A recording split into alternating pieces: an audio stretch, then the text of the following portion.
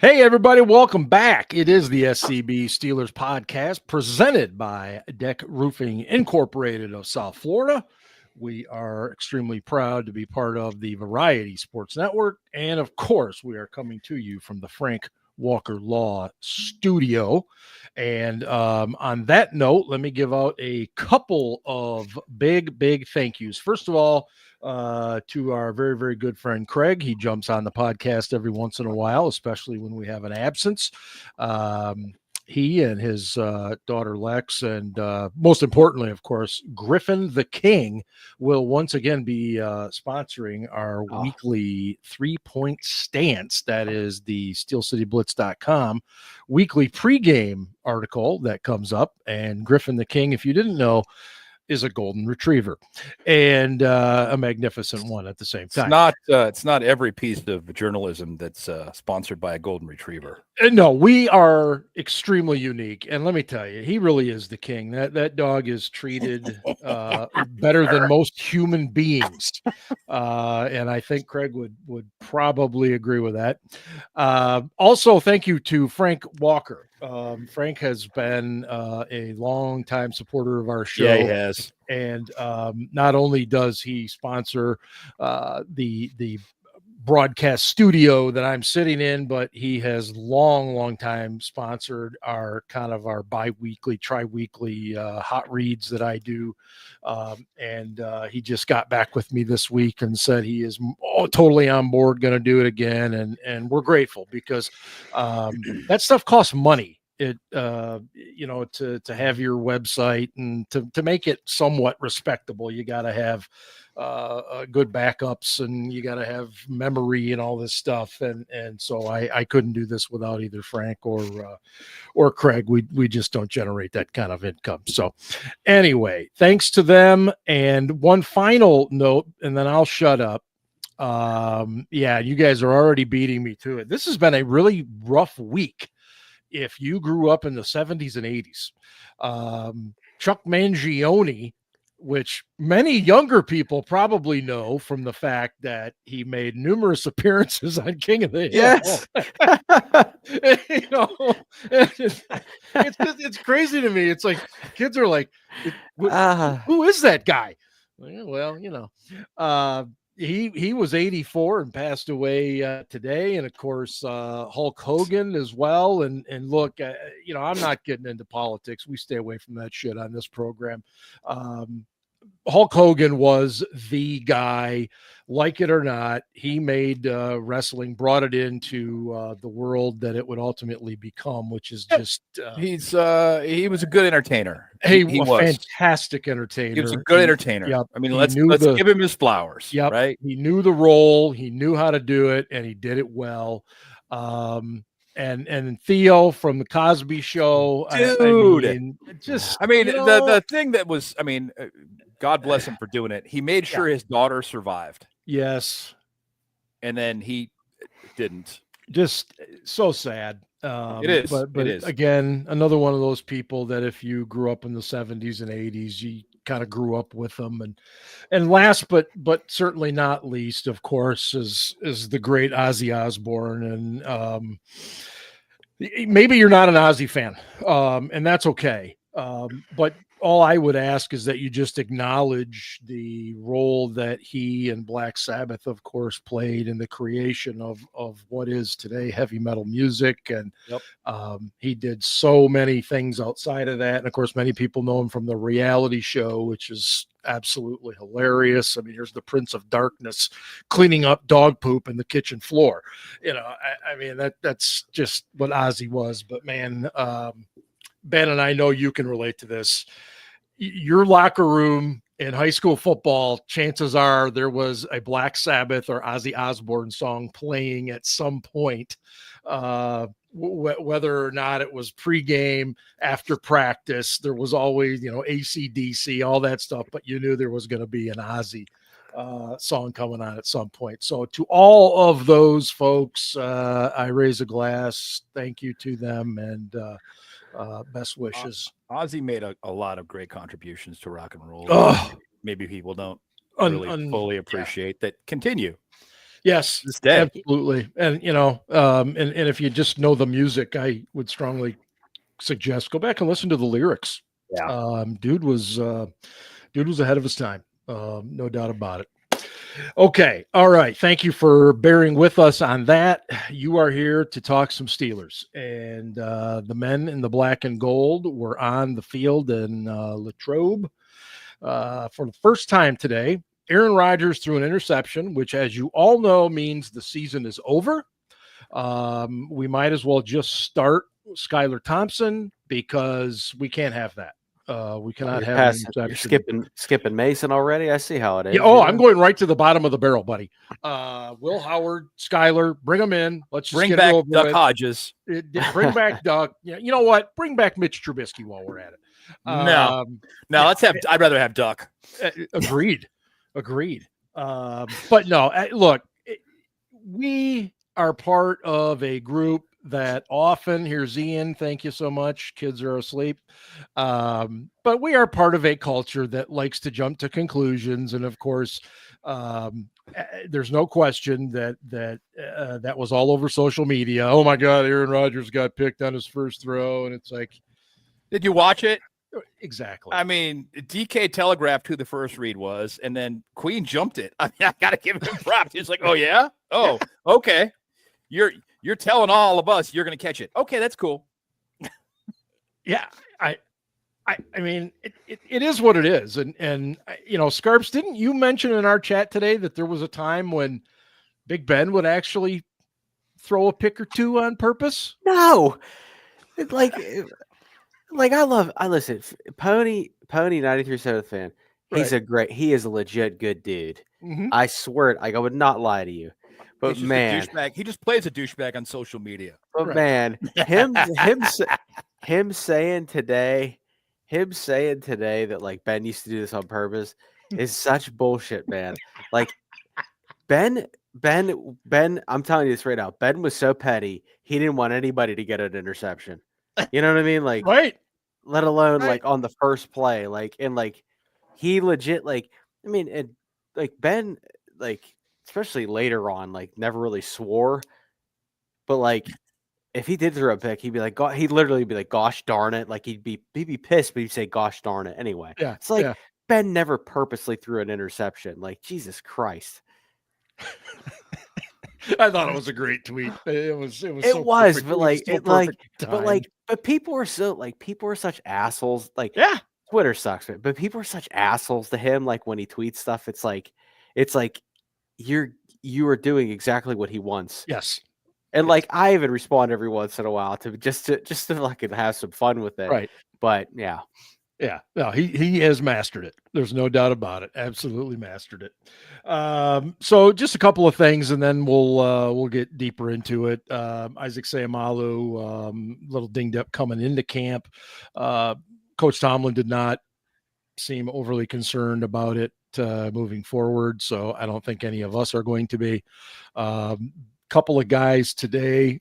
Jonnu Smith started in pads or in his uni, so to speak, and then finished the day in civvies. Did we get what was the injury? Didn't get what the injury didn't get anything. Okay. No, they don't have to report what the injury is. It's correct. This time of year. So they just said they might be slowed down for a couple of days. Is all Tomlin said. Yeah, and that's it's less specific than hockey injuries. Who there was one other one, wasn't there? Wasn't there one other guy? Maybe I'm wrong. Isaac Seumalo, Cordarrelle Patterson. That's it. Patterson. CP. Yeah, I forgot he was on the team. Yeah, well, but he's watching the show right now, so he's gonna hate. He's gonna hate tweet me. So. CP's gonna be in the comments here before too long. It's just again, it's the first day. I don't think anybody should be overreacting to anything. In any case, what I have done, I have put together. I have put together a series of fill in the blank statements. And Ian, since you're now on the program and have a microphone, I'm going to start with you first. Yeah, that was my tribute to Ben last week. I got to change my microphone. I left mine on doing. Where is he? What was his name? Oh, Marsa. Marsa. Oh, Marsa Mercer. Transportation. I was I said just Mercer. I want to thank Adam Sandler for that. Thank you, buddy. Yes. Wherever you are. And Happy sure he watches Gilmore the show, 2, too. Netflix tomorrow. Yeah. All righty, and here you go. Blank will have the most snaps at free safety this year. Oh boy, And it is a bit of a loaded question. it is. I agree. I confess. All right, I'm gonna say someone not on the roster. Ooh. Wow. Wow. So my Answer.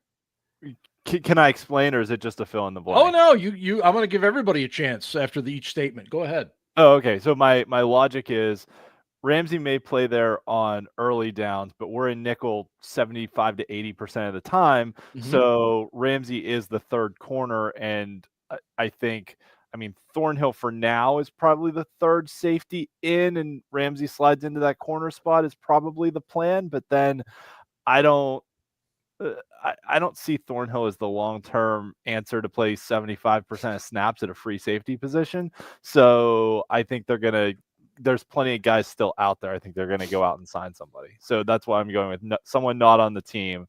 Okay. And you said majority, right? You got to get 50%, Yes. and they're in nickel 75% of the time. So yeah.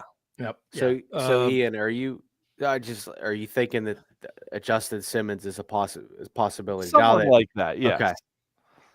Okay. And just brief side note, I don't want to get off the topic we're doing too far, but the Saints did sign Julian Blackman about $5.5 million. Blackman. Yeah. That's like cheap.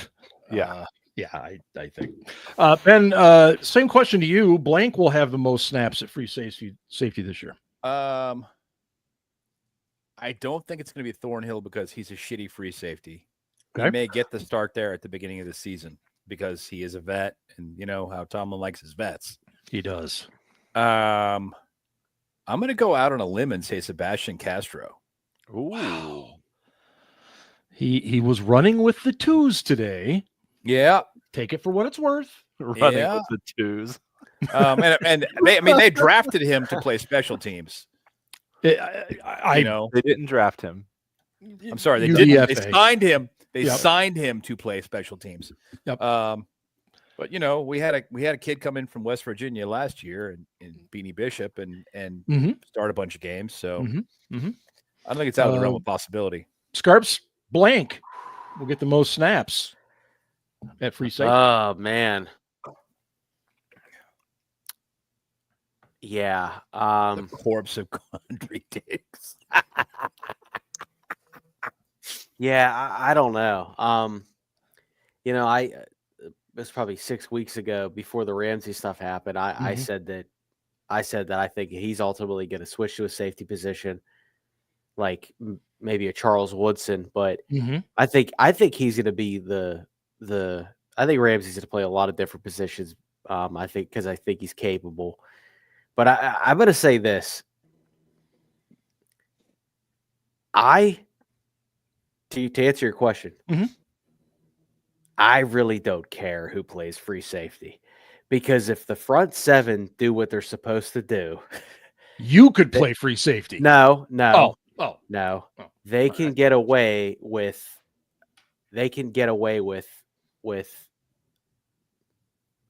Juan Thornhill, Castro, as we said, a free agent. Not Thornhill, please. Okay. All right. Let me Smitty, go to I just did answer the question. They can get away with multiple options at free safety. So you're suggesting that it could be a rotational basis, but if the front seven's getting pressure for you, it doesn't Yes. matter. Yes. Yeah, okay. Ben, here is your statement. The number 2 wide receiver with the most snaps this year at number 2 wide receiver, which we know Is he Yeah. still? will be Blank. Robert Woods. They're not going to sign anybody. Okay. All right. Scarps? What? You said Woods has the most snaps? He did. A wide receiver too. So okay, to answer the question, I think Juan Thornhill gets the most snaps at free safety, and I want to. We're past that now. We passed that. Well, there's I some thought for sure you were going to say wide receiver. And then I was we got some chat, so I'm just saying. I think it's going to be Juan Thornhill. Amazing comment, Matt Smith. Jog Thornhill. So you're saying Robert Woods is going to have the most snaps, the second most snaps as a wide receiver. He will have the most snaps as the quote unquote number 2 wide receiver. So which means DK has the most snaps. Yeah, overall. That's a fair way to look at it. Yeah. Could we call it pass catchers instead of wide receiver 2? Sure. Okay. I'm going to go Muth. You know, Fryermuth. He's totally destroyed my statement. Fryermuth is going to play in almost every formation. So, what I'm getting at is that's Scarps. That's obviously been a significant bone of contention for the last 2 seasons. Who's the number 2 wide receiver? Who is the guy who sucks at wide receiver? If Arthur Smith wants to line up in 13 personnel every play, then it's a moot point. So Steel Dad, to answer your question, if we're going strictly by wide receiver, I'm going to go with Calvin Austin. Gotcha. If we're going with eligibles, I'm going to go with Muth. Because as we know, Arthur Smith does not care about your fantasy football needs if you're going to draft Calvin Austin. Football needs. No, have you seen how small Calvin Austin is? I can't see putting him out there by himself. That doesn't mean he's not going to play snaps. I think he plays snaps, but he's going to play in the slot. He'll be all over. Okay, but you're asking a question whatever. I intentionally made this one. I understand it. It's a tough one. It is, man. Yes, I understand. Just the free safety thing was tough too. I'm like, yes. Don't worry, they get easier. Ian, what's your comment for number 2 wide receiver most snaps? All right, so I'm handling this question as who plays the Z the most, right? Because DK is the X receiver. Yep. So who's the Z? Who's the other split end, right? Not necessarily. And I guess, you could have a case where that guy could move into the slot and be the Y. But at any rate, I'm also going with Robert Woods because I think he plays on early downs because he's a better blocker than Calvin Austin. Yep. So he gets those early down snaps, and even if Austin comes in, he's still going to be on the field on third down. So I think it's going to be Woods. Okay. Love it. All right. We're cooked. We are. I knew we were cooked as soon as A-Rod threw that interception today. We got a couple of good tight ends. We got that going for us. But Scarps, here's yours. Here's your statement. I'll try to be. Now this one's like you'll see. The most surprising cut at the end of camp will be blank. Ooh. Oh, I'm going. Oh, do it. Go ahead. Will Howard. Oh no! The Ohio State people just gets fell beaten out by chairs. Overall. I'm just saying because they don't have to do a cut down anymore. Remember, now you go all the way through camp, and then it's that's it. There's the roster. Offense, or you think Skyler's going to beat him out, huh? I think there's a very I think that would be surprising. You're right. That would be a shock. I think there's a very good chance that Will Howard gets Smitty would say Robert Woods get cut. That is bold. I think there's a decent chance that Will Howard can be waived and revert to the practice squad. I really do. I know people are high on him, but I don't know. I'm gonna stick with Will Howard because I think that would be more of a surprise than maybe some of the other guys. Robert Woods. Some of the other guys they're talking. You know what? That wouldn't shock me either, Smitty. It wouldn't. Okay. All right. Ian, your most surprising cut at the end of camp would be DeMarvin Leal. It's not going to be surprising. Maybe it's not surprising. Why don't you just go with Loudermilk? I mean, I thought. I'll let you defend it, Ian. They have a lot of bodies at backup defensive line. A ton of bodies, right? They signed they still have Lowry, they still have Leal, they drafted Black, they re-signed Loudermilk, they signed 2 other guys, Atemwo and Coulier, I can't pronounce their names, I'm sorry, and then Logan Lee, who they drafted last year. I mean, so that's 7 guys for backup defensive line. Not all of them are going to make the roster. I mean, 6 probably. So I think time's just running out for Leal, that they drafted him to be that tweener. He hasn't been healthy, and I just don't see, he had some good flashes the first year, but it wasn't really there last year, and I'm just not seeing it. The other position is inside linebacker, that there's just a lot more bodies. Hang on, you got one person. Yeah, but okay, all right. You got one person. First of all, Leal. and you went with Leal, who would not be surprising at all. That'd be like saying, I'm going to be really surprised when Scotty Miller gets cut, which I won't be. So the person who is going to be the big surprise, in my opinion, is Cole Holcomb. Okay, save the Scotty Miller stuff, because we'll get into the positional stuff here shortly. And Ben, your choice for the surprise cut would be Cole Holcomb. Here's a guy who wasn't paying attention. I mean, the dude is coming off a major injury. Yeah. There's a lot of good competition at that position. You've got Harrison. You've got Wilson, who's coming on, and he had a nice season as a rookie. I think he was better than any of us really thought he was going to be. And you've got Queen, who's definitely entrenched. Mm-hmm. Wilson could step up and be that guy, be the starter. And if he is, Holcomb becomes expendable. Like, this dude's on a big contract, and we got a rookie who's a lot cheaper and has a lot of potential, and we're going to go ahead and we're going to cut him. I saw some info that Holcomb was actually busting his ass on special teams. He's willing to make the team if he can contribute on specials, which I think that speaks highly of him as a person. He could easily just say, screw that. So is Jack Sawyer and Smitty. Malik Harrison was signed because he's really good at teams. He's really good on teams. Yeah. Ian, I think we're back to you. Right. There are 3 of these statements left, and here is this one, which I know you will be a fan of. Blank will be the Justin Brown of camp this year.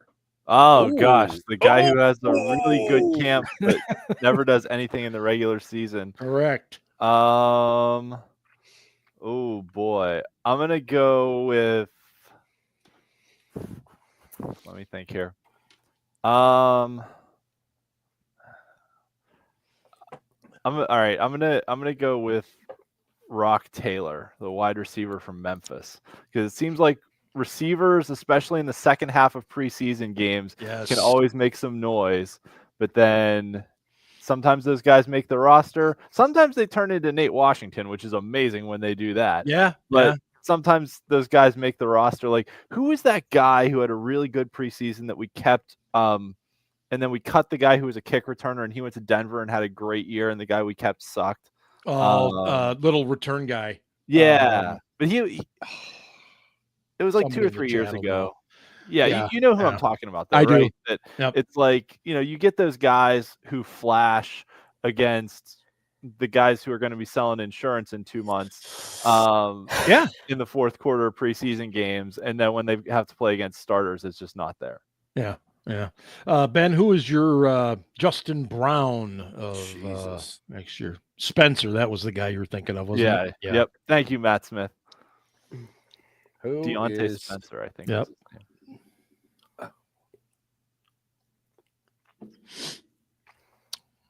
That's right. Fuck, man. Hard call. The Rock Taylor was a good one because it is. And I hope you're wrong. I really do. I like the kid. I'm hoping that Taylor makes the practice squad and turns into a serviceable wide receiver. Me too.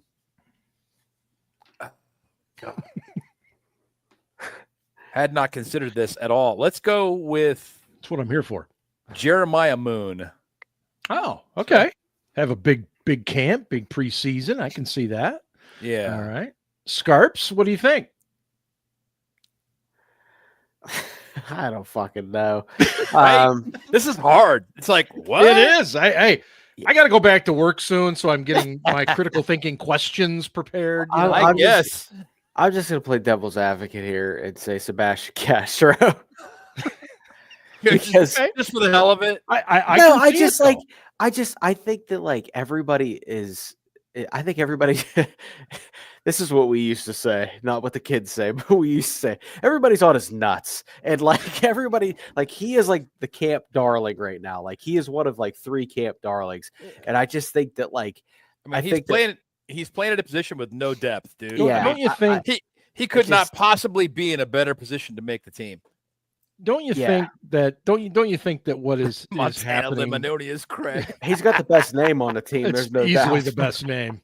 Yeah, Key and Peele would be proud. Yes. I don't you think though that what happens is, especially in the social media world, is fans just they pick a guy and they hope he's that guy so that they can say I was right. Yeah, and of course. I really think that's what it is. Yeah, Aaron's right.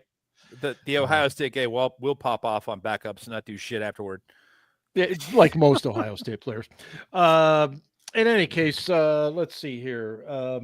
Not lastly, I've still got a couple more. Is this Ben's question? I think it is. Yeah, I'll be back.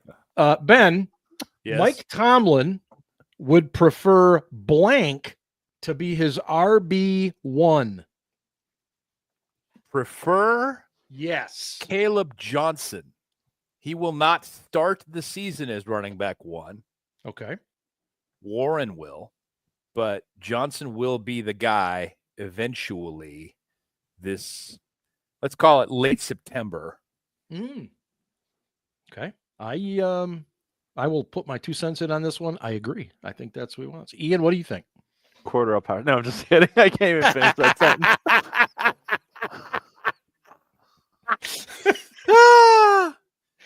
I mean, Cordero Patterson's another one. Like when he finally gets cut, we're gonna be like, "What the fuck? Why'd you wait so long?" Jesus. Yeah, right. No, I think I'll actually disagree with Ben here. I think Tomlin is a creature of habit, and he knows what Warren brings to the table, and was obviously comfortable enough bringing him back and having him as kind of the guy. And I agree, he's going to start the season. So I think Tomlin likes to run the wheels off guys. And Warren does have that explosiveness. Now, Johnson has it too, much more than Najee did.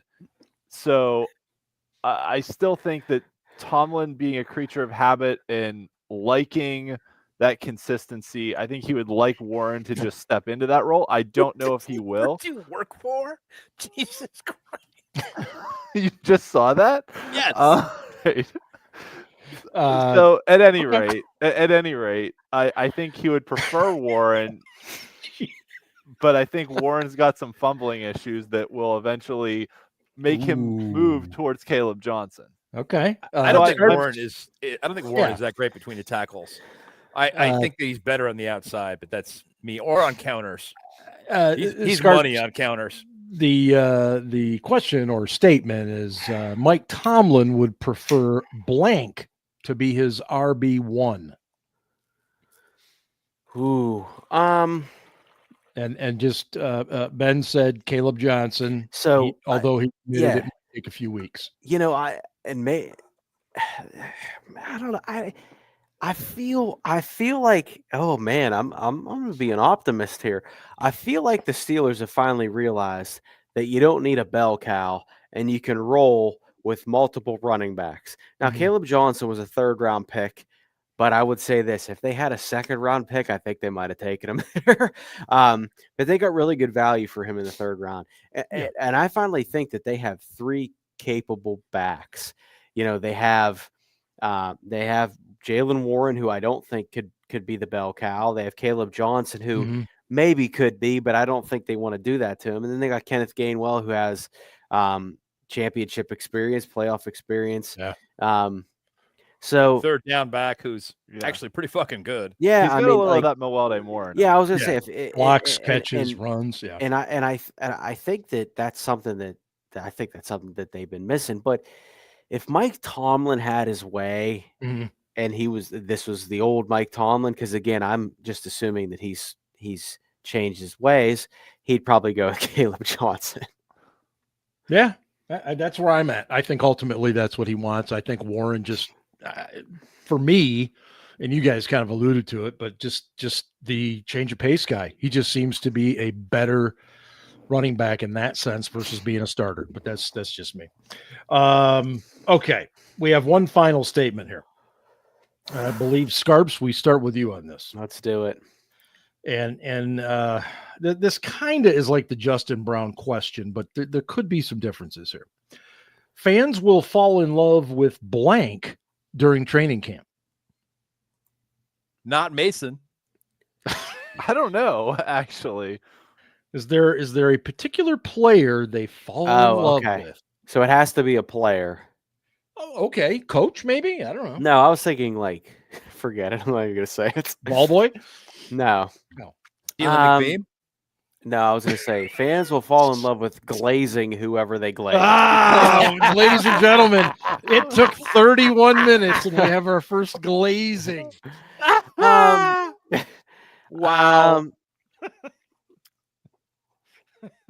Yeah, that's a really good question. Ayahuasca. Yeah. I was about to say.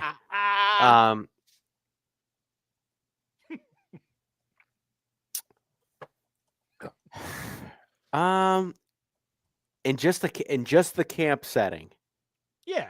Okay. There's All right. always somebody that the Yeah, fans and just, priest- he wait, signed my hat and he did this and he, and then it God gets all damn, over you guys are social taking media. forever to make your Just fucking camp or camp and preseason games? Well, you both. Okay, No. I think it's a fair question. Jesus Christ, the chat's on my ass tonight. But Yeah, hurry up. okay, all right, I'll tell you who the fans are gonna fall in love with. Roman Wilson. Yeah. Hey, that's Yeah. a good call. I can And see it. I have no idea what he is capable of. Yeah. And Nobody I'm not gonna judge him one way or the other, but I've already seen that they love Roman Wilson. Zach called you scraps, not scarves. Close Hey, enough. hey. Scrappy Close do. enough. Hey, Scoob. Ian, Go who to do you Ben think? next. Go to Ben next. Oh, I'm sorry, Ben. Yeah. Who do you think fans will man. fall in love It's a with? I tell you, I can't get any fucking respect in this chat. Who do I think the fans will fall in love with? Shit. I think the fans will fall in love with Jalen Ramsey because they fucking hated him before. Of course. And they will suddenly deny that they ever did. They always thought he was great. Mhm. They always respected him and thought he was wonderful. But now that he's a Steeler, he's the greatest thing ever. Ever. That's a good one too. Yeah. And Ian, finish it off, my man. Right. So Mason Rudolph is actually a good answer to this question because Aaron Rodgers is going to go out there and play against the ones in the Christ. preseason. Rudolph's going to go out there and, like, say, Dwayne Haskins in the past, play against the twos and probably look decent because he has some NFL experience. And when you play against those guys who are going to be bagging groceries in a few weeks, you tend to look pretty good. But my answer is actually going to be Jack Sawyer because there's a lot of Ohio State fans in the Pittsburgh area. And there was already clips today, the first day of training camp, of Sawyer going and signing people's Ohio State hats in the autograph line. It isn't just that. Yeah. When you watch that dude play, he sets the edge violently. Oh, absolutely. He is an aggressive player. Violently. And I think that's why people are going to love him. They're going to be like, oh my God, look at this fucking guy stopping the run. Oh my God. Right. But to Ian's point, And special you've got teams this and everything dearth else. of OSU people there too. Yeah. He's Yeah. never played special teams before, and he's going to have to. He's gonna Danny have Smith. Danny Smith already told him, you're going to have to play special teams, by the way. Yeah. So- Absolutely. But the way that guy plays, I mean, he can run down the field and headhunt somebody. I mean, I agree. Oh, sure. Okay, this concludes our fill in the blank segment. And before we get back to the players in training camp, it is now time to discuss the throwback uniforms. Shut up. Look, I thought the Batmans were coming. I figured they would So did I. save these. I figured they'd save these for the 100th anniversary coming up in 2032, 2033. And that's what was going to happen, but they chose these. They're definitely cleaner, a lot nicer looking than the ones that Barry Than the Foster ones wore back in the from 90s. But be The that as 90s it were may, the classic, the real throwback. yes, yeah, as close to the real thing as possible. Those These things were are badass. I mean, these are different. they were ugly badass, but you Yeah. know, they were badass. Yeah. The ones they have now, I think, Ian brought this point up immediately, and it's the fact that we're playing the Packers when we wear these things. It's going to be like watching 22 bananas run around out there. Did you see the Packers' new throwback helmet today? Yes. It's a leather looking. Yeah, it's kind of brown. Yeah. So I'm kind of wondering if the Packers are going to wear their throwback the same day. Well, I guess it's possible because they unveiled a dark jersey with it. Yeah. The Steelers are wearing a light colored jersey. True. So the Packers could wear dark and it could work. Same game. It would work better than what it looks like it's going to be. I don't know. Two yellow helmets. I agree with Ian. That would be like, oh, yuck. That doesn't work. I don't envy the QBs that day. At all. But look, the increase in uniforms, it's to sell merchandise, it's to get the kids buying jerseys, and I get it. It was going to happen. I appreciate that the Steelers have largely stuck to traditional ways as much as possible. But that said, here we are. Do you want my short or long rant on this? How about a mid-size rant? All right. Yeah, that's what she said. Actually, that's what she gets. But yeah. So with uniforms in any kind of sports, you want a short, medium, and long look at them from distance-wise. So short, they need to look good from up close on the field. Medium, they need to look good from the television camera view that you can see the numbers, tell what they are when they're on TV. Long, if you're sitting in the 500 level of the stands, you need to be able to tell what the numbers they need to be distinguishable enough. Like the new Browns jerseys, you look at those, the orange is way too dark for the numbers against the jerseys. If you're sitting up high in a stadium, especially if it's like raining or something, you're not going to really be able to see the difference. Good point. And a lot of uniforms fail at one of those levels. And my concern is the kind of analysis you guys get on this show. This is why you should be watching it. That's right. You don't get this anywhere else. Let me tell you that right now. And finish your point, Ian. Okay. What I don't like is they just seem way too busy on the front. There's just too much shit on the jersey. It's like watching the remakes of the original Star Wars movies, right? They just tried to cram as much extra shit in the frame as they possibly could when the original movies were clean and there was like not much going on, but you could still focus on what was happening. So no, he's right. I mean, I have nothing to add. I mean, he's dead on. Nope. Like, and wasn't expecting this. No. Nor I. I feel like I've just watched what's that Runway show, and we got some critical analysis there. Ian is the numbers on the still front, really sober because he's making a lot of sense.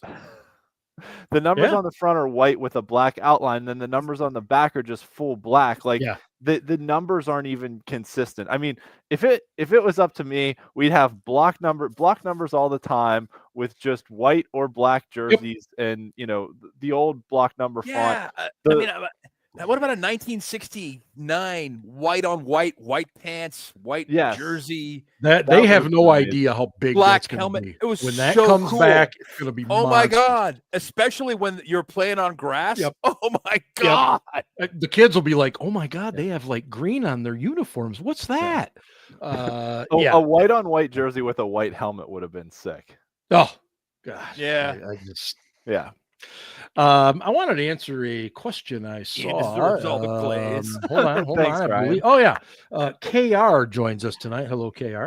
And he asked about our thoughts on Pat McAfee's show coming to Latrobe next Wednesday, I believe. I'm really not the guy to answer that. I think McAfee's probably a little bit for a younger crowd. I know Aaron in the chat is a big fan. But this is what training camps have become, though. that you get reporters from all over coming all the time. Scarps, you can speak to this way better than I can. I mean, you're the one that had to bring in the Peter Kings of the world and all this stuff into camp and where you're supposed to be and all that. So where on earth are they going to set up McAfee at? Yeah, I mean, they've been, and it's so much different. It's different because it's so much. Oh, Yeah, that's what she said. Bigger. It's so much bigger now. It's always great. I would say this. It's always great when you get the email from a national reporter. right. No disrespect to the local guys who the beat guys who put in, the grind every day, but when a national person wants to come to training camp, you sort of roll out the red carpet, right? Yep. But now it's so much bigger of a production. There's several places they can put Pat, and I think it's great. I think it's great for the Steelers. It's great for St. Vincent College. It's great for Latrobe. Yeah. Pat's a Pittsburgh guy. He went to Plum. He gets it, even though he went to West Virginia, but he gets it. And then also too, he already has a relationship with Aaron Rodgers. So Yep. he's automatic. Rodgers is going to join, but I said this earlier to my buddies. I said, and I was just being honest. I said, you know what? Anytime a big national name comes, you want them to come early. Sorry, that was phrasing. Wow. There is an R rating on this program. Show up, you want them, and it you may want them have just gone to X. You want them to be present at camp early. You want them to show up early and set up early. Yes, because if you want to show up the last week of camp, players absolutely hate hearing from the PR team. We've already asked them to do 100 things. I'm sure. It's like, hey, just so you know, so and so, wants to talk to you this week. So it's like, so for Pat, it's good. You always want to show up to camp early to get those things out of the way Scarps, and have a better show. If I could, and I don't know if I've asked you this in years gone by, but who are some of the national folks that you had good relations with, or maybe didn't go so well, that you could share? I get asked this question fairly often, and I don't really have any negative experiences. Peter King was a staple. Yeah. Kevin Clark. Kevin Clark was always great, and he's huge. Like he's absolutely he's blown up lately. Peter King, Kevin Clark was always great. Aditi, I know some people don't like Aditi, but and we had our battles, but she was always great. I think she gets more hate than she deserves, to be honest. Yeah, and I shout out to Aditi because I've been gone 8 years now. That's crazy. It's been that long, and she always checks on me, and never once. Thanks, Matt. Go fuck yourself. But I have a microphone and you don't. I'm sorry. I'm channeling my. Matt has a keyboard. Channeling my inner Matt. I'm just kidding, Matt. I'm just fucking with you. But Aditi's never once asked me about insider info, so I always appreciate that. But Ian Rappaport was there. Mike Garofalo. I mean, Jay Glazer's a different story because he's boys with Tomlin. That was probably the worst experience because he just did whatever he wanted and we couldn't do anything about it. Because it was always like, why is Jay Glazer at midfield? It's like, don't worry, he's boys with Mike. Don't worry about that. But it was always good experiences. I mean, every once in a while there was you get your. I'm gonna say it. Every once in a while, you get your rude dog Reyes, who would take pictures, who'd take fucking pictures with Heath Miller and Ben Roethlisberger, and then I'd get yelled at for it. But such is life. I laugh numerous ways because of that. Listen, Rudy was not part of the media. No, he conned his way in. Let's be honest. He conned his way in. He fooled everybody, but it's all right, Yeah. I don't know if I can't remember if Cecilio. How could you tell how tall he was? His ears get in the way of any sort of measurement. It's like a satellite dish. Yeah, that's enough for me from now. But yeah, it was always fun. But literally, the longer camp went on, the harder it was to get players to to want to do things. And those national people, Judy Batista, another great person. But man, there'd be people who'd be like, hey, I'm gonna be there 2 weeks. One more quick question, and I'll stop. But like, how much bigger, how much of a pain in the ass, I guess it is it rather, when somebody like McAfee shows up and they're bringing an entire ESPN crew? Yeah, that's an entourage. Oh, I mean, it's definitely a lot more challenging because you have, like, logistics wise, like where are you parking the truck? You got to make sure it's not interfering with normal operations, let alone fan operations, and the other thing too is there's college stuff happening at that time. Like there's you mean there's actually a college there? There's school stuff? And there's monks. You know, you don't want to be the guy that runs over a monk in an ESPN truck or pulls a gun on him or anything. Yeah. Oh my gosh. Yes, but so yeah, like it's like, you know, it's tough. And I remember, like, I can't remember. I remember one time this dude parked in the wrong spot. Oh boy. And our team security guy let him set everything up, and then came over to me and said, Ryan, you need to go tell him to move. The security guy told you. Well, yes. And he was, you know, and the security guy and I went together. So to be fair, but I remember, like, because this guy was being rude about it. Like he was like, no, I'm not moving. I'm like, dude, you can't park there. Like, it's a handicap spot. You can't park there. Like, I don't give a shit. Right. And he set it up. And I remember the security guy's like, just let him set it up. He set everything up, and we went over like, you're really going to have to move. Like, because he was so pissed off. That's a Training camp story. Memories. That's with fantastic. Scarpino. We know he's going to have to move, so let's go ahead and let him set it up. And let's really piss him off. It wasn't the Glazer. It wasn't the Glazer bus, but he used to take a bus. It was somebody else. It might have been NFL Network, but yeah, I just remember he was so pissed off at us. Well, you did tell him. I mean, hey, you were told. He didn't want to listen to anybody. Well, you know. All right, let's get into the on-field stuff if we could here. Talk a little position stuff. We talked a little bit about the running backs and earlier on, so I'm not going to go there. Wide receivers we've talked about to death and stuff. Ian, where's your focal point right now early on in camp? Other than the punter battle? Well, hey, that might actually be the best. I'm telling you, this to is watch. This is a legitimate thing. Like, Waitman against Johnston is a legitimate thing. Johnston. No, yeah, I said Johnston. You said Johnson. No, as in my Johnson. I believe he added the T. Okay. All right. No, I think it must have been silent. It must be a Pittsburgh thing. Yeah. Right. I think, other than safety and probably outside linebacker, the other positions on defense all have a lot of depth, but no clarity on who are the backups. Yeah. Wait. So outside linebacker doesn't have a lot of depth in the clarity? No. Outside linebacker, we know. No. Safety has no clarity whatsoever. Muddy. Safety has no depth. And there's Elliott and maybe Ramsey. Thornhill's going to make the roster. Killebrew's going to make the roster because of special teams. Mm-hmm. But there's no depth after that, right? Outside linebacker we know is Watt, Highsmith, Herbig, Sawyer are the top four. Moon is there. Leal's maybe taking some snaps there, but there's the top four are the top four. None of those other Leal and Moon are not going to crack the top four.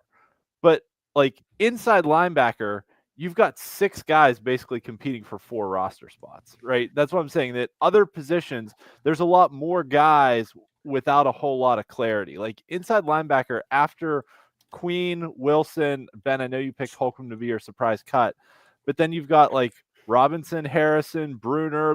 There's no clarity between those 3 guys. And I picked Holcomb specifically because of his salary and the fact that I think that Wilson is going to pass him on the depth chart in August.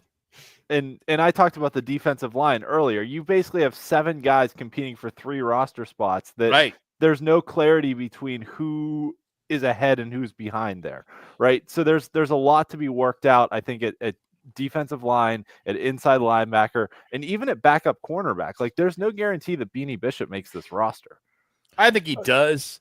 I think he does, but I don't think it's a guarantee. Let's stay on the inside backers for a minute. I think he does. I think that he probably plays a lot of first and second downs, and then he's off the field on third. Tomlin has been, I think, a little more flexible in not sticking to, I'm going to have this many linebackers, this many. I mean, he will be flexible to maybe +1, -1. Whereas I think Cowher used to be a lot more rigid with that. That's fair. I think that that Tomlin is like, he's pretty rigid with like the first 48 positions. Yes.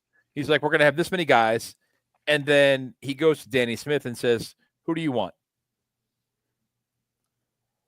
You know what I mean? Yeah. That's why I think that I don't think Dante West makes the team.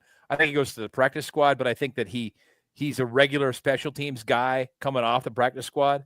So he's going to get paid like a roster guy regardless. Mm-hmm. I think that Bruner probably does make the roster as a special teams guy, but maybe not. I mean, they don't need that many linebackers. Maybe he goes to the practice squad and he's the guy who comes off every week and plays teams. I don't know. But no, I don't either. And I hate saying this, but we all know that it's true that injuries will obviously play a part in this discussion as well. Yeah. Can Dante West play safety? Because if he can, he's got a better shot of making this team. Yeah. Well, Kent is very interesting to me. Kent, excuse me. Yes. Because he's wicked straight line speed. But good point, Matt. Sorry. And we know there is a former Steeler that we had high hopes for that also had a ridiculous straight line speed, but didn't have the wiggle or anything either. Now, granted, this is a different position. So that was at running back. Right. So granted, I'm curious to see what that young man can do. And to Zach's point in the chat, yeah, that could get ugly for Beanie if this kid does win a return job. Mm-hmm. But the linebacker, I mean, so who do you pencil in? You just automatically say, okay, we got Queen, we got Wilson. I think Queen, Wilson, Holcomb's probably third as far as safest. And then, I mean, they did sign Harrison in free agency. I think they drafted Bruner, so there's some give and take there. Mark Robinson, I think, is probably the lowest on the list, but I mean, he's flashed some things in preseason before, and he's played NFL snaps as a rundown linebacker where he's pretty dang like. If there was no passing allowed in the NFL, he'd be starting at linebacker. Yeah. If this was 1988, he would be. Right. No, yeah, exactly. If this was 1995, 92. Yeah. He'd be an every down linebacker, an inside linebacker. Yeah. Yeah. Sleeping with LeBron's mom is not something I thought I'd see in the chat tonight, but true. That was the thing, though. Oh, I know. Yeah. Feel bad. I hope Delonte West gets some help, man. Yeah. The other spot is like backup. Mark Robinson forced 3 fumbles in the last 5 weeks on teams last year. We didn't recover. We recovered 0. Yeah. That is a good stat. That is, Smitty. That is that's a good stat. Very good. Yep. Robinson, I mean, he can play teams, and he's not a guy who can cover anybody, but he can bring the hammer. Let's talk cornerbacks a little bit. Slay, Porter Jr., obviously Ramsey. It sounds like they're gonna, jack of all trades in the secondary with him. Pierre making this roster every single year, and again, a big part of that is teams. Because he's a very good gunner, but I think a lot of people forget about Brandon Eccles too. I mean, he's a guy we signed in free agency and has had a fairly decent career. Not great, but he can do a little inside outside too. Right. Play the slot. He's not great outside, but he can play there in a pinch. Exactly. Yeah. I mean, he can play as well as Pierre on the outside, probably. And there's the To be honest, flexibility. Corey Trice can play. The dude just can't stay healthy. Yeah. I mean, you just can't count on him. But I mean, when he's healthy, it's great. It's just he can't stay healthy. Yeah. Yeah. I think if he runs into those injury issues in camp, then I think it's probably done for him. I mean, he's not going to have a long career. We all know this. I mean, the guy is not a guy you want to count on every down. You hope you don't have to, but he has the ability. There's absolutely no question. Just soft tissue injuries, Yeah. Once they start. He locked up some pretty good receivers in the Big Ten when he was healthy at Purdue. I mean, he's played well again. When he's healthy, he's played well in the NFL. Yeah. Yeah. Ian, you were talking about, and I think this might be a lengthy discussion, offensive line a little bit. Yeah. Go for it. Just depth. Depth linemen. We never keep 10 linemen. So we pretty much know who our 5 starters are. Right. But as far as the backups, you've got the 2 Andersons, McCollum, who's your backup center, Sharping, who's pretty much just a guard, and then Dylan Cook, who's kind of just a tackle. Sharping does have a little tackle experience, but primarily his career has been at guard. Yeah, but I think you look at a Calvin Anderson can probably be like a swing guard tackle kind of, and Spencer Anderson could kind of be like a swing center guard maybe. So I don't know. Yeah, it's hard for me to kind of Spencer Anderson could play any place. That's the rumor. Yeah. If he has to, if you're in a pinch, that's a guy who can play any position. Right. Yeah. Which helps him from a roster standpoint, but usually they've only kept 8 or 9 linemen, right? So that means one out of those, at least one, maybe 2 out of those 5 guys aren't making the team. Mm-hmm. Yeah. But I don't know which 2 or which one. Does McCollum have a Smitty decent enough ability to play guard, or is he center only? Because I think that hurts his chances if he's exclusively a backup. Is he like Doug Legursky? Is that what you're saying? Fair question. Yes. I mean, he did have to come in and play center for a game last year. He started a game last year for us. He did, and he represented himself well. He did all right. Okay. Yeah, I mean, he was not as good as Frazier, but for a backup center, dude, Frazier as a rookie was fucking good. I mean, which Anderson are you talking about? Spencer. We got 2 Andersons, 2 McCutcheons, and one of them's not Pamela Denny. No.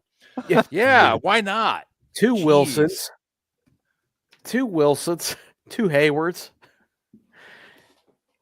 All kinds. Yeah, do you guys think Little Hayward makes the team? I totally threw that bone to you guys on the player that gets cut, and nobody took that one. But that wouldn't surprise me. I wouldn't be surprised. Like I said before, I'm not going to be surprised when Scotty Miller gets cut either. But that's what I've seen some of the national publications talking about. Well, the Steelers' 5th, 6th wide receiver, if they keep Skoranek versus Miller, I'm like, there's no versus there. I don't think. No. Skoranek's a special team stud, man. Yeah, and Skoranek will get you the 3rd down. When you need 4 yards, he'll get you 5. And he can block. And he can block. They played Skoranek as wide receivers go. Yes, as wide receivers go, Skoranek is gigantic. Yes. They played him at fullback against the Ratbirds last year. That was hilarious and awesome all at the same time. Yes. Don't get me wrong. It wasn't Dan Kreider awesome, but but it was, I do think so. What I'll say about Little Hayward is I think you got your top 3 tight ends in Muth, Jonnu Smith, and Washington. Camp on Sunday, some 7-year-old asked Connor how he still had a job. Wow. Oh, that's so wow. Ouch. Yeah. Okay. All right. Let me get through my point here. Yes. You got your top 3 tight ends, Freiermuth, Smith, Washington. You got your top 3 running backs, Warren, Johnson, Gainwell. So the question becomes, basically Hayward is kind of your H-back, not really a fullback, kind of in between, or Cordarrelle Patterson, who just sucks. Yeah, what the fuck? Like, Fuck. does Like the worst returner in the league sucks. do you appease Cam Hayward and keep his brother, or do you appease Arthur Smith and keep the guy who has nudes of him? And I don't know how they're going to make that decision. Fucking. All right, Scarps, I can't stop laughing at the Sandler reference there. Adam Sandler has made a lot of contributions to this podcast recently. Yeah, he has. I Especially, just want to. especially I just wanna- recently. I want to say Yeah. thank you. That's all. Yes, when you get that's the it. Sandman on here. Oddly enough, he's third on the depth chart at quarterback too. That's good. Can he play safety? I tell you, I watched the Longest Yard remake. He can sling. Ah, shit. Yeah. Ian, to your point, you got the 3 tight ends, you got the 3 running backs. Now, Paul Crew, yes, Matt Smith, thank you. Paul Crew was the Ringer did a list of fictional quarterback rankings, and Paul Crew is the #1 fictional quarterback. He had a good game. I mean, Yeah, Burt Reynolds did play quarterback at Florida State, so a little bit of an advantage. Yeah. R.I.P. Burt Reynolds. And I completely lost my train of thought there, but Jeebus. Jeebus, yeah. No, what I was talking about was the back. Ferguson. And my understanding is that the fullback from South Alabama, a lot of people like him, and they think because he can play fullback, he's got some tight end experience, even though he's a little smaller. But he can H-back it, so to speak. And But I mean, you got little Hayward who's already an H-back. well, but what I'm getting at, Ben, is what if this guy's maybe a little bit better than Hayward? I mean, how many fucking tight ends do you need, really? I'm not thinking about just tight end. I'm thinking about, lining him up as an experienced fullback. Line Arthur him up Smith and, just licking his chops at every tight end he can find. Yes, Tyler Miller, Shane Falco is my favorite fictional quarterback. I agree. Wasn't Johnny Utah a quarterback also? Johnny Utah was a quarterback at Ohio State or something. That's right. Yeah, That's right. that's right. Blew his knee up. Yeah, missed his shot, missed his window. Had to go become an FBI agent.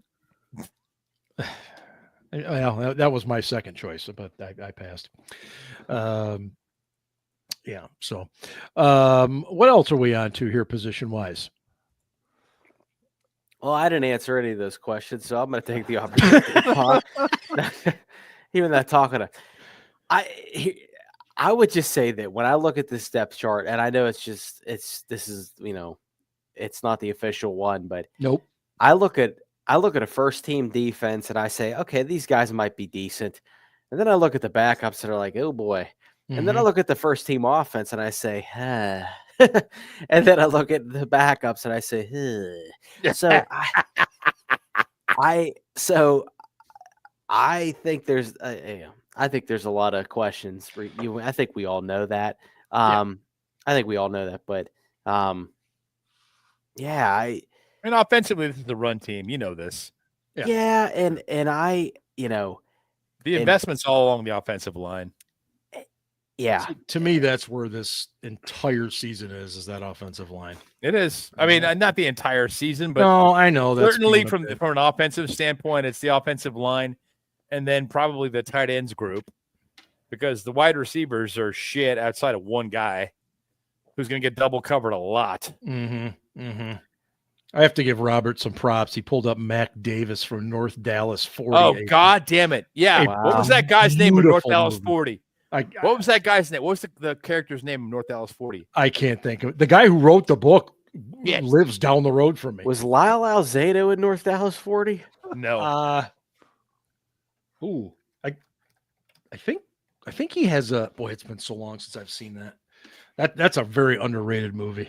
You can rarely ever see it on it was TV fantastic. Nick Nolte, I think, was in that. I know He it was. Nick Nolte. Nick Nolte was the central character. All right. Speaking of the offensive line, back to actual football discussion. Yes, thank you. Sorry. Thank you for Forgive me. voice of reason. Mac here. Davis played Seth Maxwell.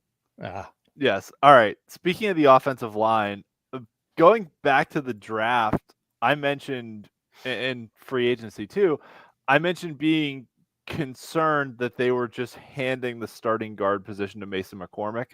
That Like, I think for a 4th round pick as a rookie being forced into starting duty, he acquitted himself okay. He, as Ben has pointed out, he plays like the Hulk and just smashes whatever is in front of him and doesn't really care about what the play is, but just going to play better this year. I think he'll actually play to his assignment. Probably.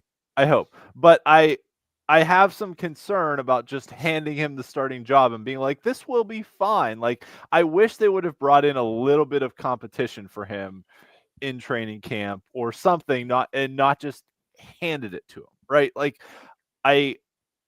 maybe he'll be fine, but I'm a little concerned that they just gave him the starting job. I completely understand where you're coming from. And I'm not going to put money on this by any stretch, but if somebody said to me, who do you think like the first veteran player they bring in off the street, either somebody that's currently a free agent or somebody that gets cut by another team? Simmons. Well, no, I'm with you, but what I'm getting at is it might be an offensive lineman.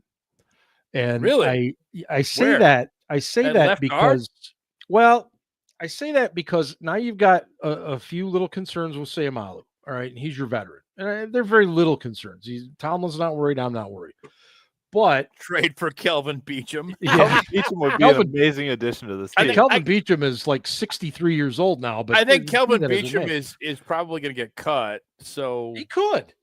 But what I'm getting at is, to Ian's point, is that it feels very un-Steeler-like to just give Mason McCormick that job and say, here, it's yours, kid, and not give him a little more competition. That seems to be the plan, though, doesn't it? It does. It does. And now, Mike Tomlin sitting here with us might say, whoa, wait a minute. We kind of like this guy and we think he can challenge him. And, that would be typical coach speak. But I just, if you made me wager, I would suggest that a veteran O-lineman might be somebody, because also Broderick Jones, there's no guarantee that he's going to be awesome at left tackle. We all hope he is. We all think he is, but so I don't know. Ian. Like Broderick. Okay, granted, it's Jerry Dulac, who is the team fucking mouthpiece. Yep. In exchange for, better access. Yep. I get it. But they're trying to send a message clearly by telling Jerry that they think, quote unquote, think the world of Broderick Jones, but wish he took the job more seriously. They are challenging Broderick publicly. Yep.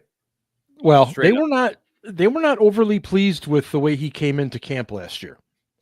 They were not overly pleased with the way he's coming into camp this year. That's not good either. That's not good either. I mean, they're like, dude, what's up?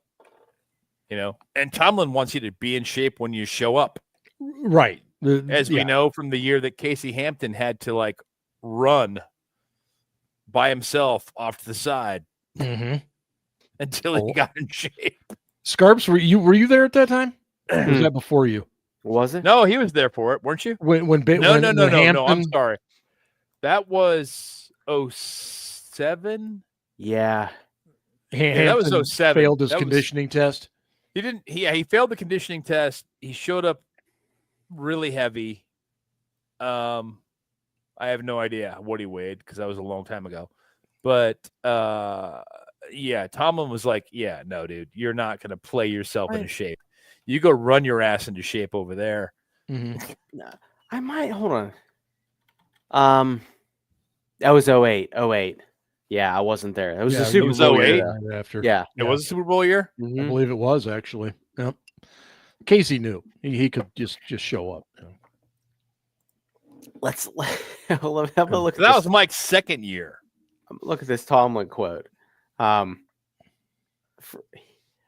Where he wasn't able to finish the test, said Tomlin. He's overweight and not conditioned enough to participate at this point. I feel like we need to get back to that, like honest, and fucking and frank candidness. Well, that was young, straightforward Mike. Do you get what I'm like? I feel like now. I missed that. I feel missed like, that. Yeah, like, it's like now it's kind of like Tomlin does a word salad because like he knows if he said that now it would be such a bigger deal. But in Right. 08, it was Yeah. before Twitter.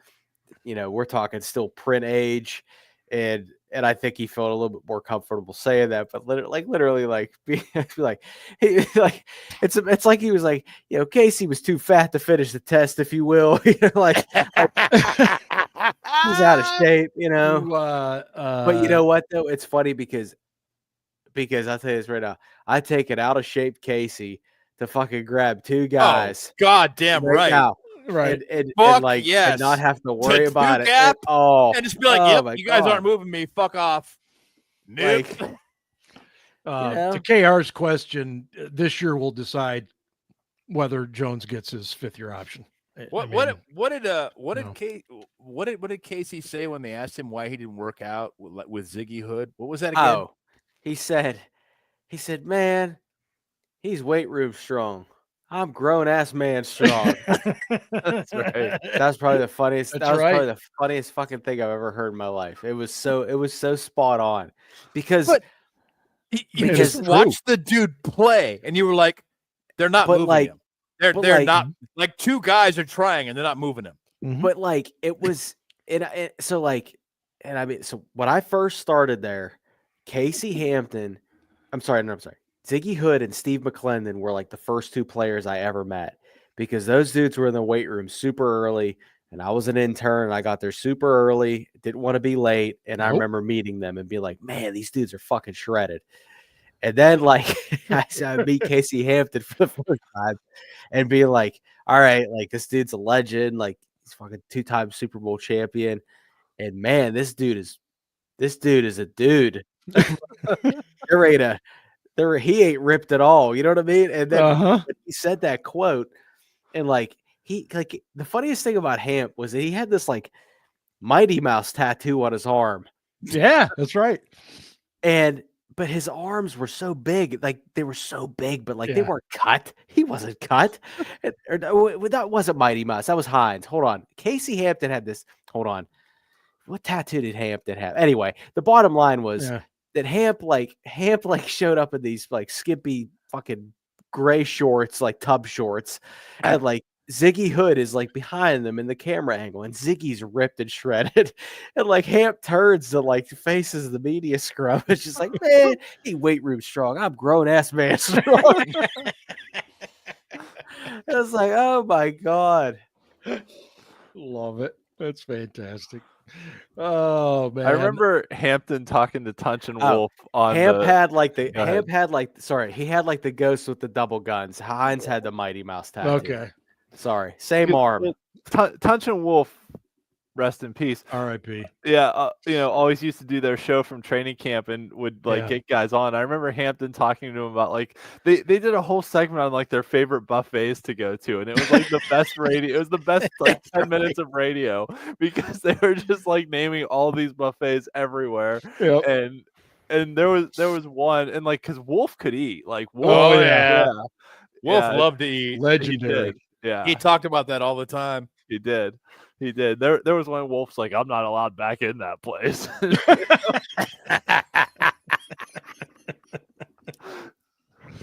Oh man.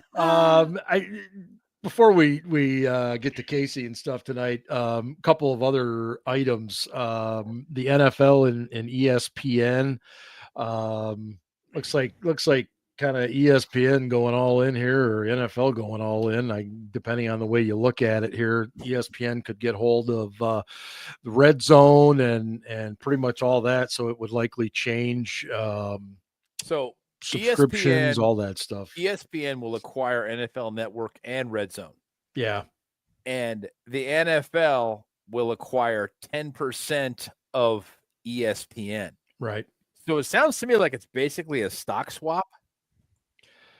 Yeah. Whatever. I mean, but NFL Network operates at a loss. People don't realize this. It's a whole marketing thing for the NFL, but they lose money on it every year. And I believe ESPN will also get all access to NFL films, right? For sure. But which they probably already have. No, I think this just means they'll have being total ownership of it. This is basically saying to the NFL is saying, we're not as good at running a network as you are. Mm-hmm. So we're going to sell you this thing, but maintain our investment, which will continue to grow year over year for us. And by the way, we're going to be your single largest shareholder. So if you run a story we don't like, we can still be like, hang on. No. Let's not talk about how Deshaun Watson is a predator. Let's not do that. Mm-hmm. Mm-hmm. That is an excellent point. Just saying.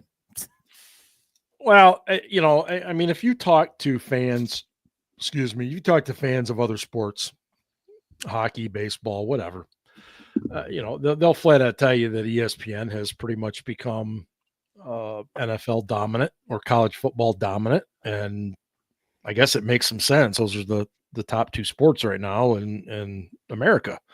But to your point, Ben, I think the concern is, are they going to have too much control over the content? Are we really going to get from an editorial standpoint? Yeah. Are they going to have too much control? Right. I think it's a legitimate concern because they're going to be a huge shareholder in ESPN. It's like, really? So you're basically going to be an NFL held property. Right. Right. And that part kind of sucks. It does. I think so too.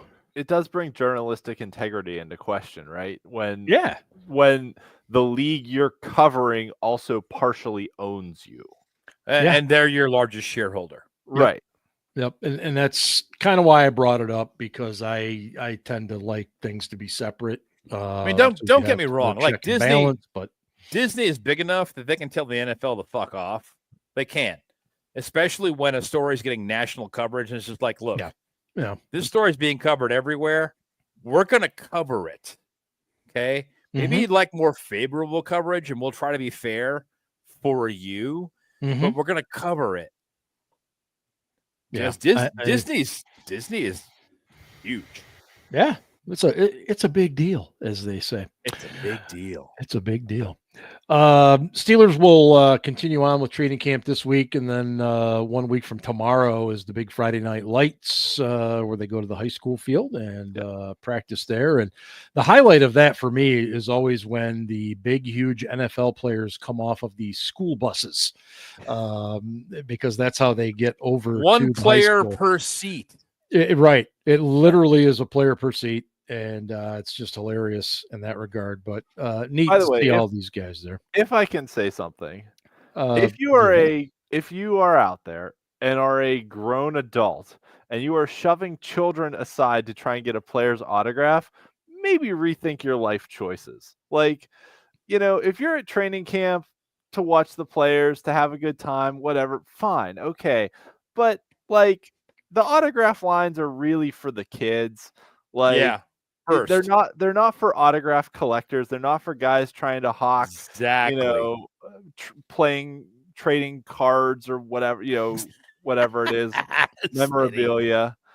It was interesting. In fact, I was not talking about your flag football performance. I was talking about people at training camp, like shoving kids aside so that grown adults could get autographs. Not okay. Right. Now that said, okay, here's what I will say, right?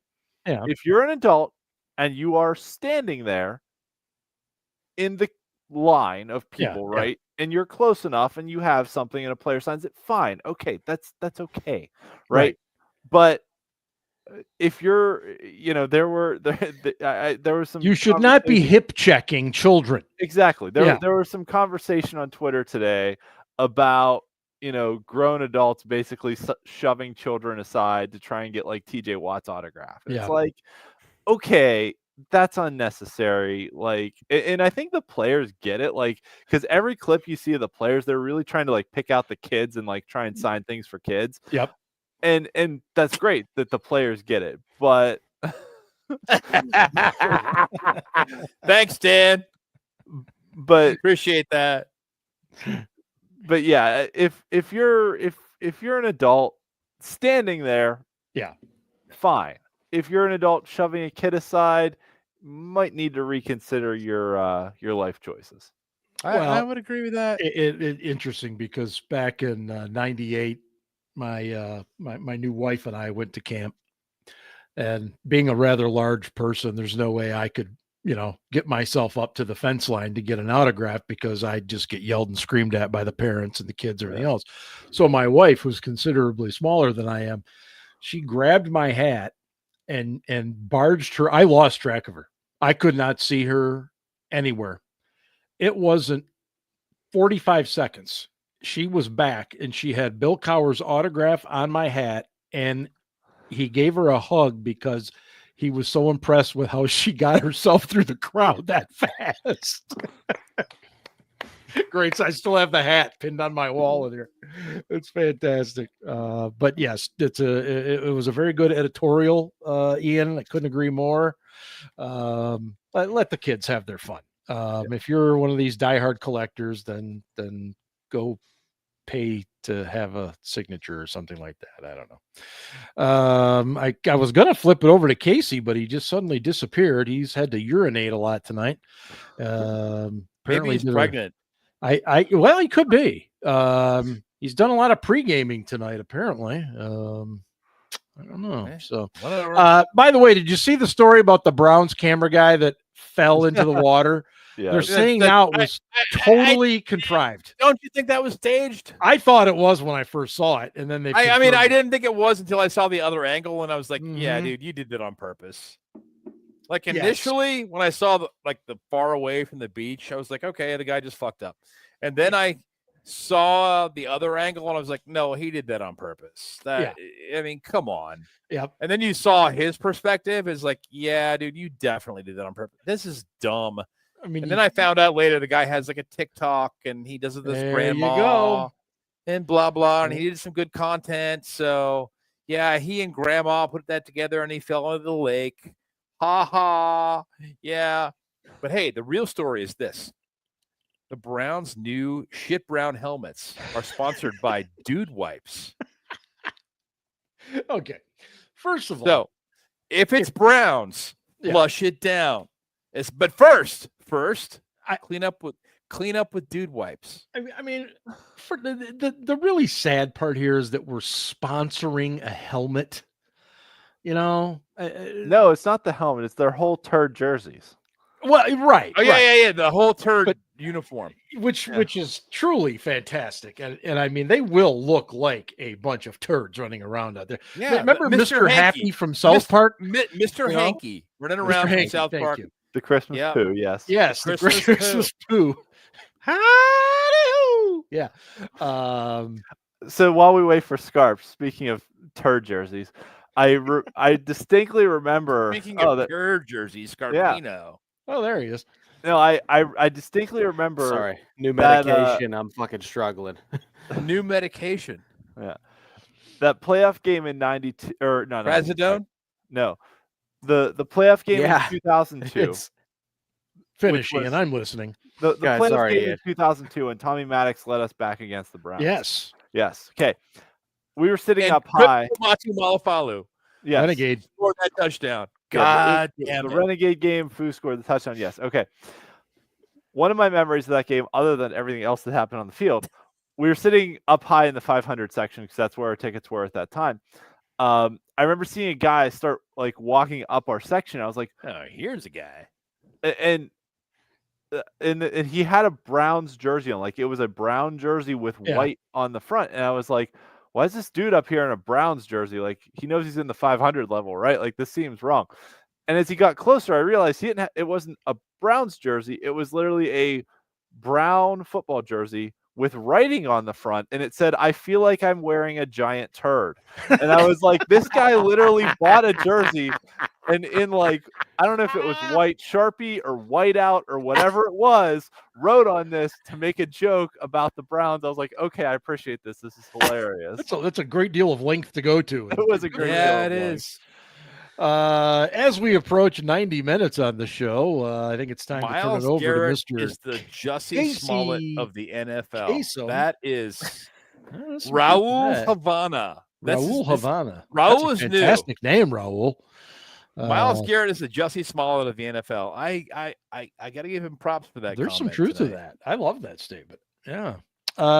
Casey Kasem in the house. Let's have it. Yeah. Casey's Ready? Coast to Coast. Yes, Ben. American Top 40. Hello, everyone, and welcome to the week that was July 24th, 1987.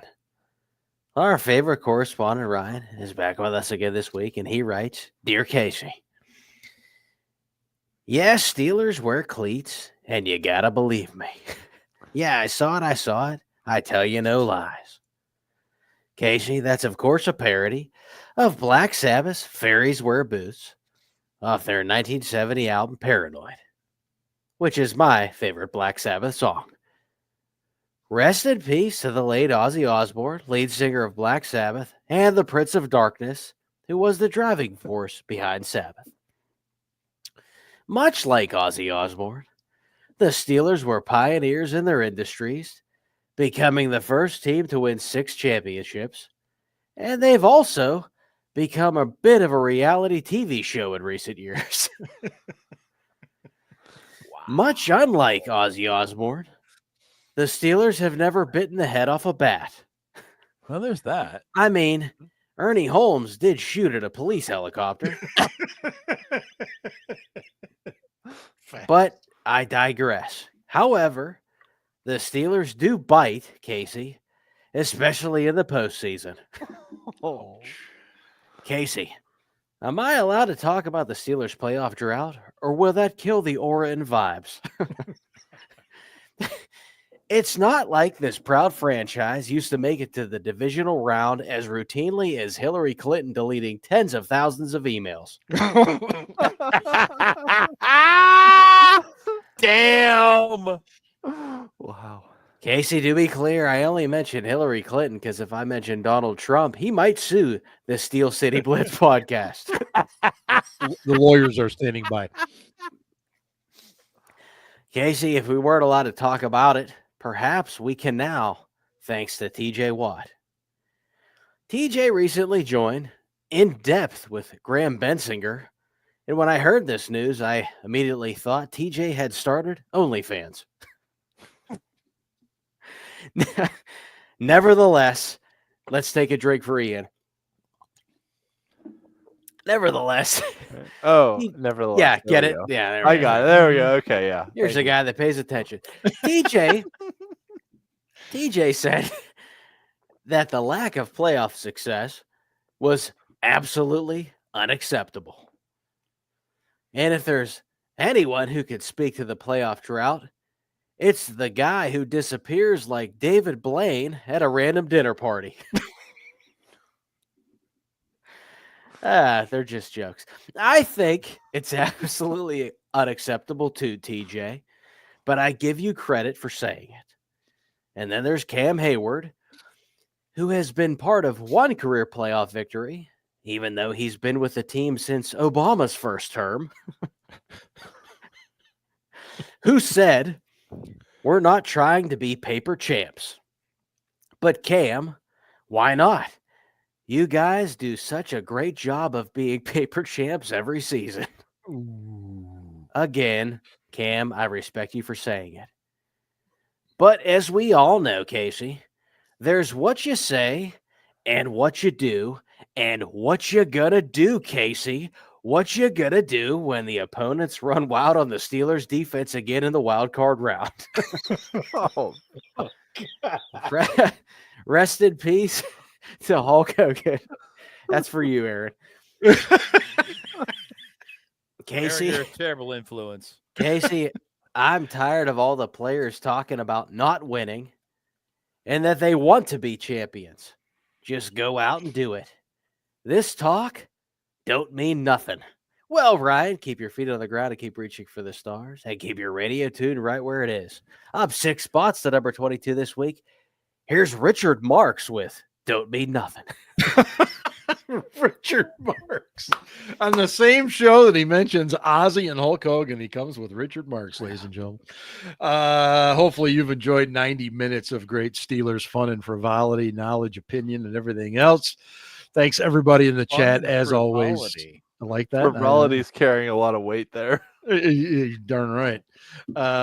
Yeah. Thanks everybody in the chat. You guys are fantastic. Love you as always. You make the show. Yes, very even, much. Even Thank you. better. Even better. Keep us laughing. So Keep much us on our better. toes. So much better. But Thank you. yeah, hey, season's underway. We got stuff going at steelcityblitz.com. Check it out there and all the socials as well. And that's it from us. We will be back next week. We will have a full week of Steelers camp to unfold and everything else. So without further ado, go Steelers. Ravens suck. Nevertheless. Nevermore.